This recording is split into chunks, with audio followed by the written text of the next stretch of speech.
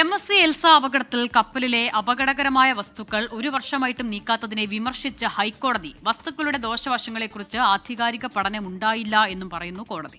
സ്വകാര്യ പഠനം മാത്രം പോരെന്ന് ഹൈക്കോടതി വ്യക്തമാക്കി. കേന്ദ്ര പരിസ്ഥിതി മന്ത്രാലയത്തെ സ്വമേധയാ കക്ഷി ചേർത്തിട്ടുമുണ്ട്. വിഷ്ണു സുരേഷ് കൊച്ചിയിൽ നിന്ന് ചേർന്ന് കൂടുതൽ വിവരങ്ങളുമായി. വിഷ്ണു, ഈ MSC എൽസ കപ്പൽ അപകടമൊക്കെ സംഭവിച്ചിട്ട് നാളേറെയായി. ഇപ്പോഴും കടലിൽ മുങ്ങിക്കിടക്കുന്നതും അല്ലെങ്കിൽ പൊങ്ങിക്കിടക്കുന്നതുമായ ഒരുപാട് വസ്തുക്കളുണ്ട് ആ കപ്പലിൽ നിന്നും പുറത്തേക്ക് വീണത്. അതൊന്നും നീക്കിയിട്ടില്ല. അതിലെ പരാതികൾ ഈ മത്സ്യത്തൊഴിലാളികളൊക്കെ ഒരുപാട് തവണ ഉയർത്തിയതുമാണ്. ആ കേസ് നിലവിൽ ഉണ്ടുതാനും. അപ്പോൾ എന്താണ് കോടതിയിൽ ഇതിൽ കണ്ട കാര്യങ്ങൾ, വിവരങ്ങൾ?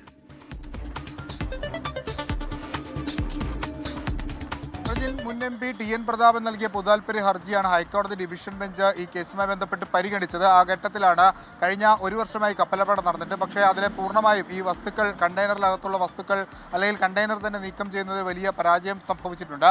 സാമൂഹ്യ ആഘാതം അല്ലെങ്കിൽ ഇതിൻ്റെ ഒരു ആഘാത പഠനം, ദോഷവശങ്ങളുമായി ബന്ധപ്പെട്ടുള്ള പഠനം നടത്തുന്നതിൽ സ്വകാര്യ പഠനങ്ങൾ ഒരുപാട് സംഭവിച്ചെങ്കിലും അതിലൊരു കേന്ദ്ര ആവിഷ്കൃത പഠനങ്ങൾ ഒന്നും തന്നെ നടന്നില്ല എന്ന് കോടതി വ്യക്തമാക്കി. ആ ഒരു പശ്ചാത്തലത്തിലാണ് കേന്ദ്ര പരിസ്ഥിതി മന്ത്രാലയത്തെ സ്വമേധയാ കക്ഷി ചേർക്കുകയും ഇതുവരെ സ്വീകരിച്ചിട്ടുള്ള നിലപാടും അതോടൊപ്പം തന്നെ ഭാവിയിൽ സ്വീകരിക്കാൻ ഉദ്ദേശിക്കുന്ന നിലപാടും ചേർത്ത് 23-ാം തീയതി ഒരു റിപ്പോർട്ട് സമർപ്പിക്കാൻ ഡിവിഷൻ ബെഞ്ച് വ്യക്തമാക്കിയത്.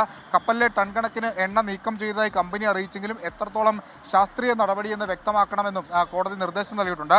സംയുക്ത പരിസ്ഥിതി ആഘാത പഠനത്തിന് സംസ്ഥാന മലിനീകരണ നിയന്ത്രണ ബോർഡും CSRI national institute of oceanography സ്ഥാപനങ്ങളുമായി കരാർ വെച്ചിരുന്നു. ഇതിന്റെ അന്തിമ റിപ്പോർട്ട് ജൂലൈ അവസാനത്തോടെ ലഭിക്കുമെന്നാണ് ബോർഡ് അറിയിച്ചിട്ടുള്ളത്. ഒപ്പം കോടതി ചില ആശങ്കകളും പ്രകടിപ്പിച്ചിട്ടുണ്ട്. പ്രത്യേകിച്ച് കണ്ടെയ്നറിൽ നിന്ന് പുറത്തു വന്ന വസ്തുക്കൾ അത് കടലിന്റെ ആവാസ വ്യവസ്ഥയെ ബാധിക്കുന്നതാണ്. അതുകൊണ്ട് അത് എത്രയും പെട്ടെന്ന് നീക്കം ചെയ്തില്ലെങ്കിൽ ഗുരുതരമായ ആ പ്രശ്നങ്ങളിലേക്ക് കാര്യങ്ങൾ പോകും എന്ന നിർദ്ദേശം കൂടി നൽകിയിട്ടുണ്ട്. 23-ാം തീയതി ഒരു പ്രാഥമിക റിപ്പോർട്ട് ഈ അപകടവുമായി ബന്ധപ്പെട്ട് കേന്ദ്ര പരിസ്ഥിതി മന്ത്രാലയത്തിന്റെ റിപ്പോർട്ട് കോടതിയിലേക്ക് എത്തുമെന്നാണ് പ്രതീക്ഷിക്കുന്നത്. പ്രജി,